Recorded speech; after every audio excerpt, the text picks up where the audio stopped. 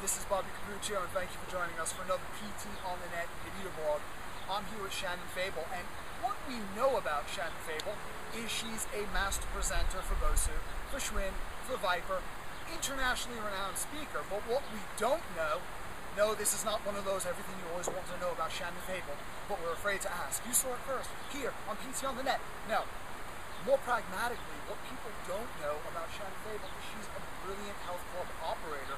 So the question, Shannon, is, as an operator, I'm sure you see a lot of brilliant trainers, and sometimes the thing that boggles our mind is that we can be so brilliant to our own assessment, or we see another trainer that's so brilliant, but brilliance does not equate with success in so many aspects of what goes on the floor, and there's nothing that's more frustrating, I'm sure you'll agree, than someone who is obviously much stupider than you are, or much less intelligent, more positive spin, who's doing a lot better.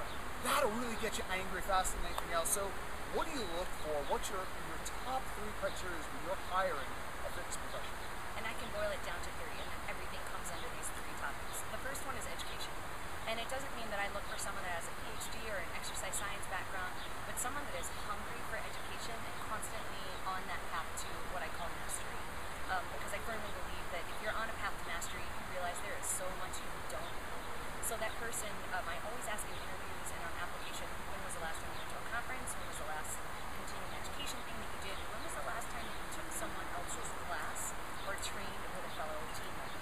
So I'm always looking for constant professional development, not just in the fitness industry, but also in things like email, business, marketing, psychology, communication. So all of that goes under education. The second thing I look for is what I call teamwork, and it's really a heightened piece to look for. I don't think a lot of managers do, but I find we treat people so much like personal training and group X are an individual sport, and we forget that the bottom line of a club is directly influenced by how this group of people all work together. So I'm constantly looking for how is that person going to fit into my team. One of the things I make them do is either go train with someone else on the floor and give me feedback on them, or go and take lots of classes and give me feedback on them to see where are you going to posture, how are you going to position yourself. Do I have a lot to learn from the people I'm surrounding myself with, or am I better than everyone else? So teamwork is huge, and then once they're in my fold, I set monthly goals for them with regards to teamwork, make it an objective. And then last is value. And what I mean by value, there's so many things that go into value, but group X, it's cost per head, raw numbers, penetration, personal training, it's revenue, and how many sessions they're performing each month. But I know one thing to be true. If education, and they're hungry for education, they play the teamwork part really well, the value part tends to take care of itself. So it's really interesting to see that value is all wrapped up in the other 2 elements, but a few specific things that I know will increase your value. One, it's personality plus. You can have the greatest class structure, the greatest program development, but if you are a dry piece of toast delivering it, nobody wants to be around you. People don't not exercise because they don't like the program. They don't exercise because it's not fun and it's not meeting their needs on a fun level. And second, intense, fantastic communication skills.